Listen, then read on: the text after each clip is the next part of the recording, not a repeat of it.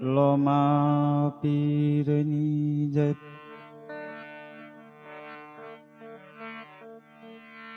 ઓમ નમઃ પાર્વતી પતે હર હર મહાદેવ.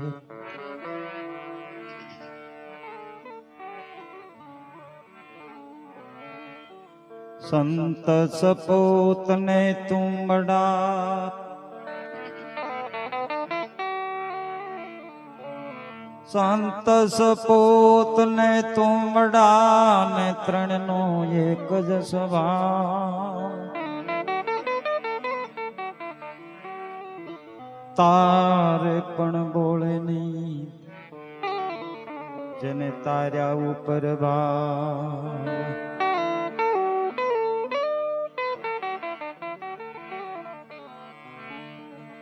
સંત સટકો લાગ્યા વિના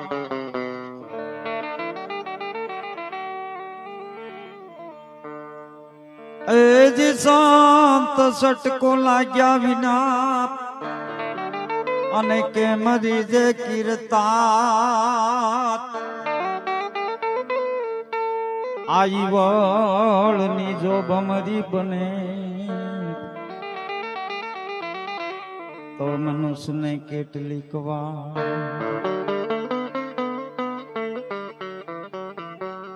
સંત સટકો લાગ્યા વિના કેમ રીજે કીર્તા ઈવળની જો ભમરી બને તો મનુષ્યને કેટલી વાર. વિચાર તો કરો, જ્યારે ભમરી ઈવળને પકડવા જાય ત્યારે જે ઈવળને પકડે અને ઈવળ જે ગોટો વળી જાય ને એને ન લે, પણ જે ઈવળને પકડે અને નાગની ઘોડે ફેણ માંડે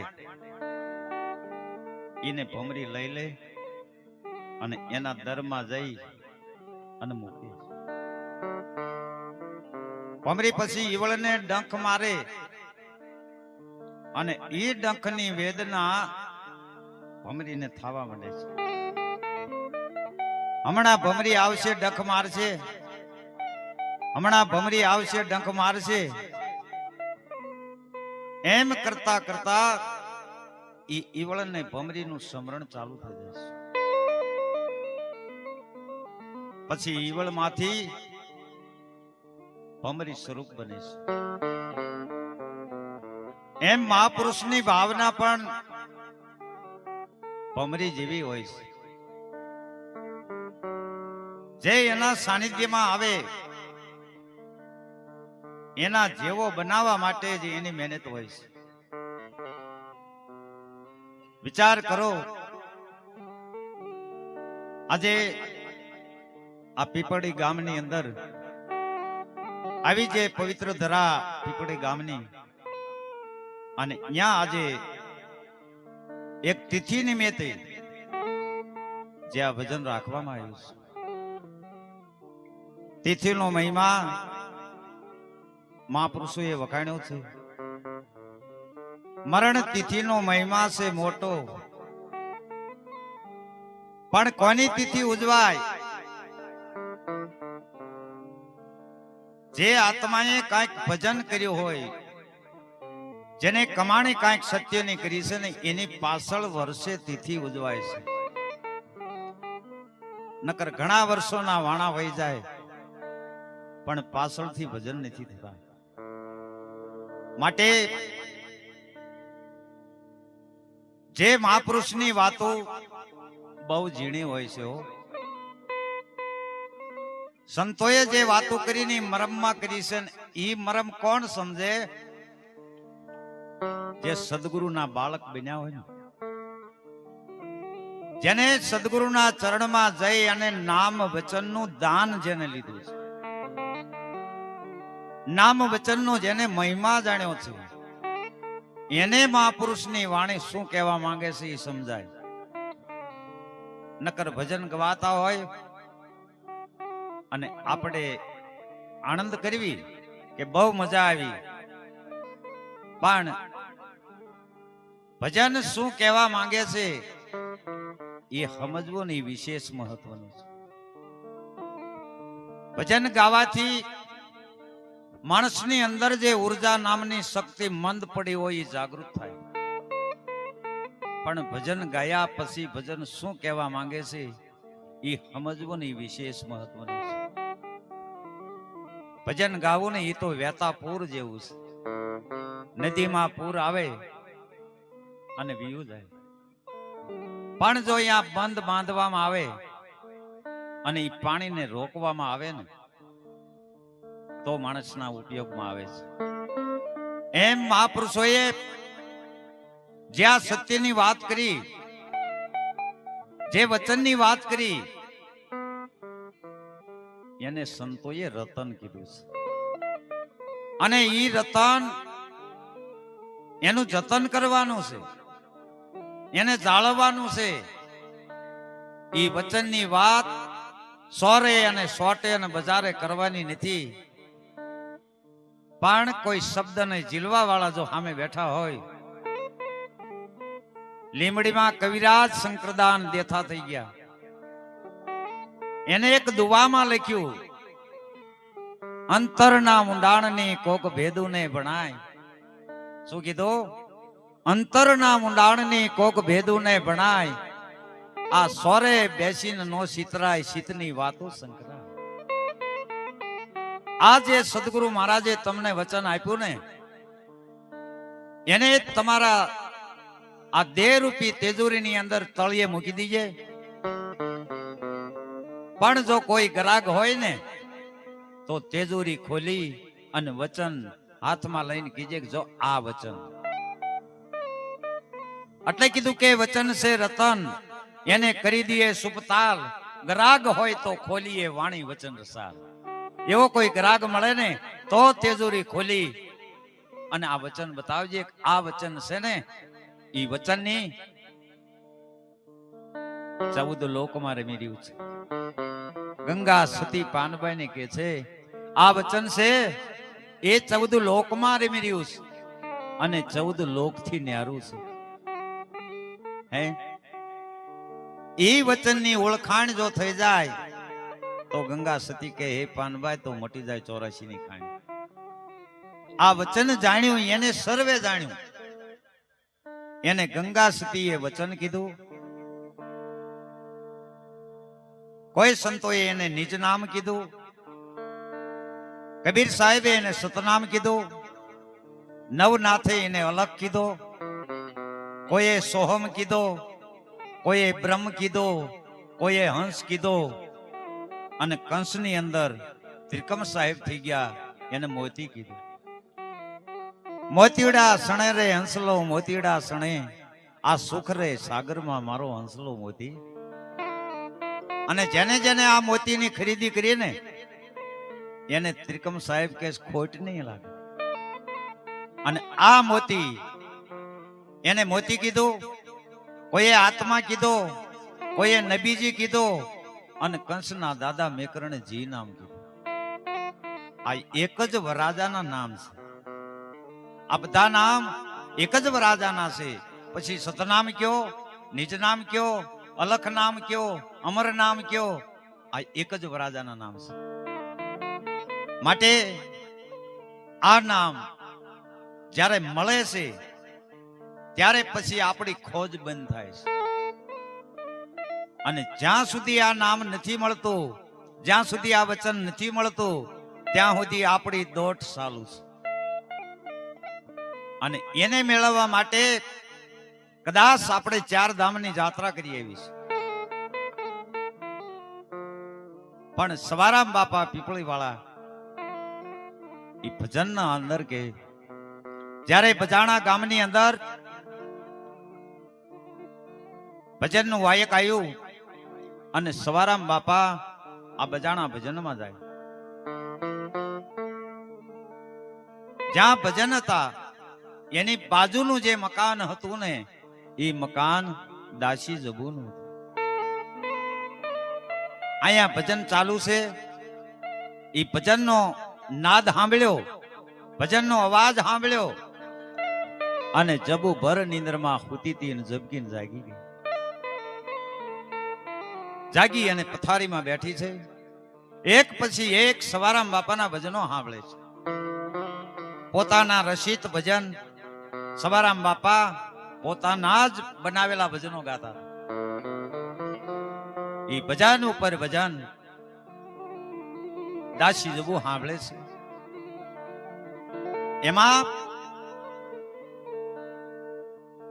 પથારીમાં બેઠા છે અને ભજન સાંભળે છે. અને એમાં જે સવારામ બાપાએ એક વાણી જે બોલ્યા કે સુરતા સુગડને સમેટે તો એના ઘટમાં સાહેબ પેટે. જેની સુરતા સુગડ બની હોય ઈ સાહેબને ભેટે. તો સુરતા ક્યારે સુગડ બને કે સદગુરુના ચરણમાં જાવી અને ત્યારે આપણી સુરતા અને ગુરુનો શબ્દ આ બેનો અહીંયા સ્વયંવર થાય. અને ઈ સ્વયંવર જ્યારે ગુરુ રસે અને પછી જ્યારે ઈ સુરતા સતલોકમાં સાસરે જાય અને ત્યારે એને સુગડ કહેવાય. કારણ કે જ્યાં લગી શબ્દ નથી મળ્યો, શબ્દરૂપી પતિ નથી મળ્યો, ત્યાં સુધી ઈ સુરતા નથી કહેવાતી, ત્યાં સુધી એને વર્તી કહેવાય છે. તો આપણી વર્તી રંગમાં, રૂપમાં, આકારમાં, માયામાં લાગેલી હોય છે. પણ જ્યારે સદગુરુના ચરણે જાઓ અને એને શબ્દરૂપી પતિ સાથે જ્યારે સુરતાના લગ્ન કરે, સ્વયંવર ગુરુના દેશમાં પરણે શબ્દને સુરતા નાર. આ મરજીવા હશે તે વિવાહ માણસે જેને લક્ષ લાગ્યો હોય લગા. આ વિવાહને કોણ માણી શકશે? જે મરજીવા હશે તે. એવા અનેક આ ધરતી ઉપર પુરુષો થઈ ગયા. કદાચ વાત કરવા બેસીએ ને તો રાત ટૂંકી પડે એટલા આપણા ભારતમાં સંતો થયા છે. પણ ઈશ્વરામ બાપાએ જે ભજન ગાયું અને દાસી જબુ સાંભળે છે, સુરતા સુગડને સમેટે, ઈ ભજન આજ લેવું છે.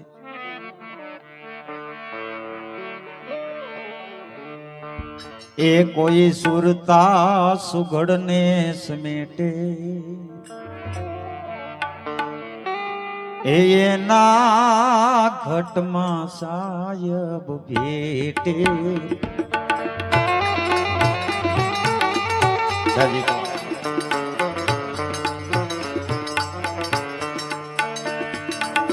તીર્થ વ્રતમાં બહુ ફરે છે,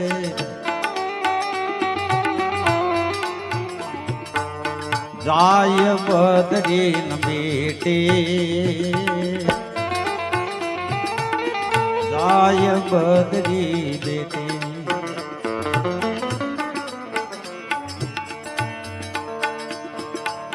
તીર્થ વ્રતમાં બહુ ફરે છે, જાય બદરીન બેટે, જાય બદરીન બેટે.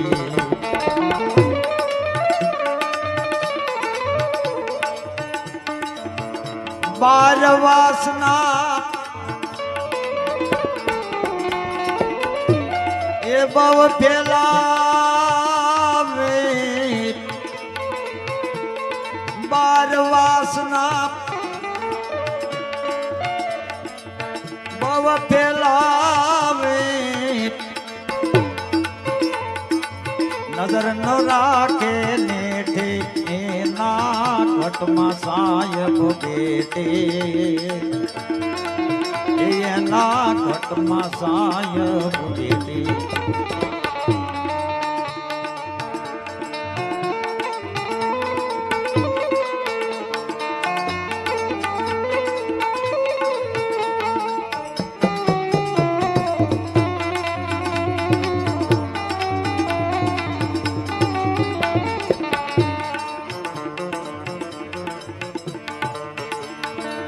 પડ્યું યારે ગોતે નહીં ને પોતે શેટે શેટે પોતે શેટે શેટે આવેરીથી જેમ એ ફરે વિરોધી આવેરીથી જેમ એ ફરે વિરોધી જોઈને આલે એઠે એના ઘટમાં સાયબ બેટે એના ઘટમાં સાયબ બેટે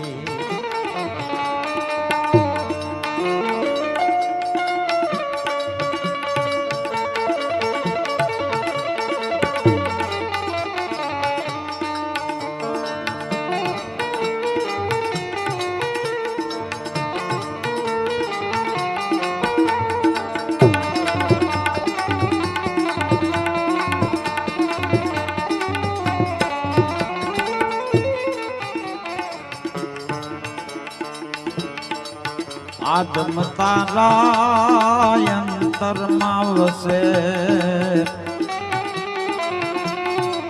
એ આ ભજન કરો તો બેટે એ આ ભજન કરો તો બેટે એ આ દિલ દરિયામાં એ ડૂબકી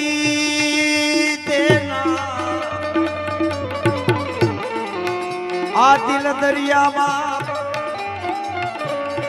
એ ડૂબકી દેના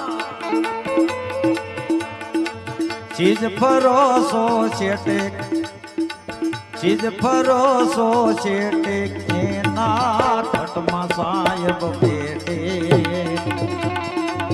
એના ઘટમાં સાયબ બેટે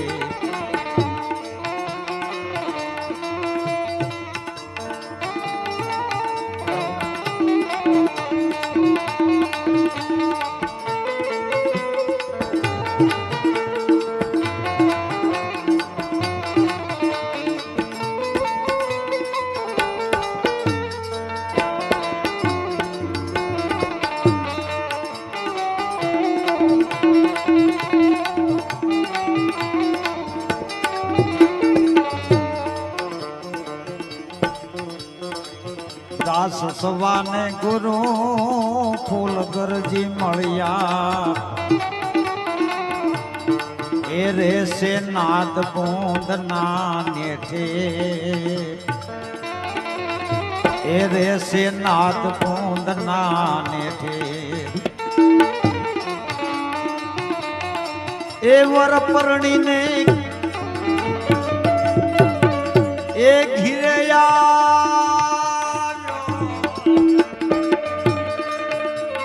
આવર પરણીને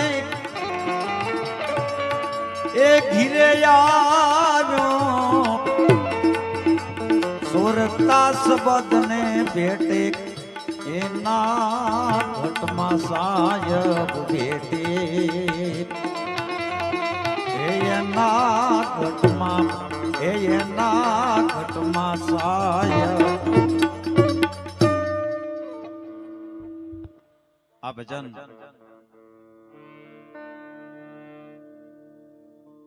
જબુએ સાંભળ્યું 4 વાગ્યા